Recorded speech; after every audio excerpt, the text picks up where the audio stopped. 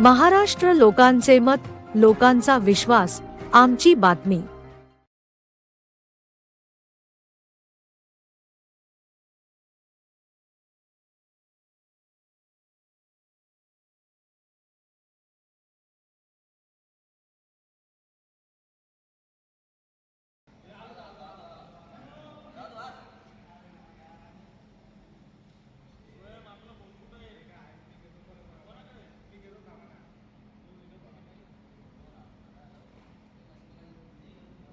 समोर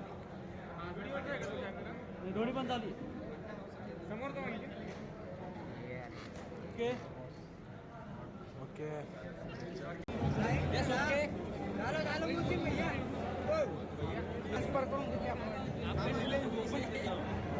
आकाशला happy birthday to you, happy birthday to you. हो sir yes भाऊ okay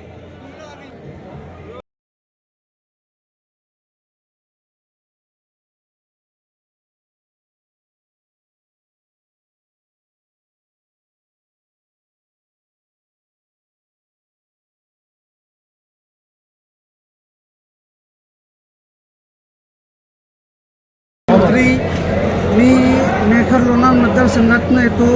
मी भाऊचा आज गेल्या 15 वर्षापासून मित्र आहे आणि मी भाऊच्या वाढदिवसानिमित्त आणि माननीय आमदार संजयजी रायमुलकर यांच्या वाढदिवसानिमित्त काल दिनांक 4 ऑगस्ट 2026 रोजी 1500 विद्यार्थ्यांसाठी शालेय साहित्य वाटपाचा कार्यक्रम राबविला होता। आणि मी या शुभदिनानिमित्त एवढं सांगू इच्छितो की भाऊंना भरभराटीचं आयुष्य आणि सुखसमृद्धी लाभो।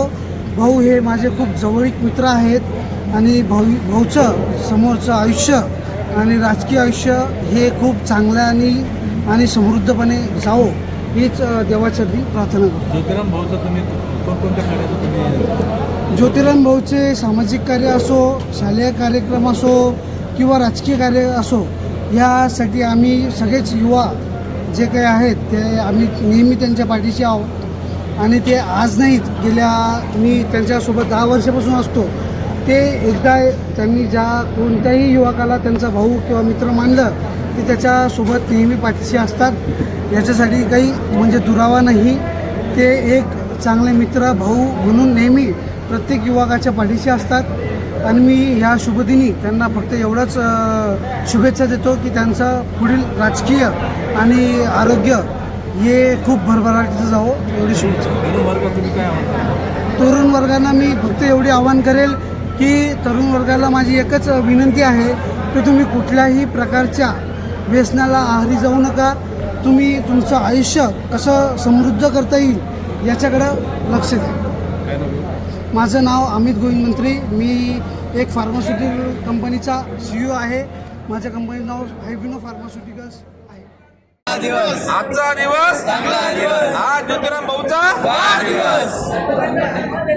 हॅपी बर्थडे भाऊ। ओके भाऊ एका कॉलवर अर्ध्या रात्री हजर होता। म्हणजे संकटकाळी धावून येणारे व्यक्तिमत्व।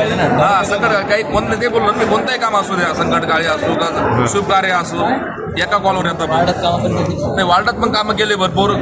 हा एक जे तरुण वर्ग जे बेरोजगार होतं सर्वांना एक रोजगार दिला भाऊनी, एक म्हणजे चांगलं काम केलं भाऊनी।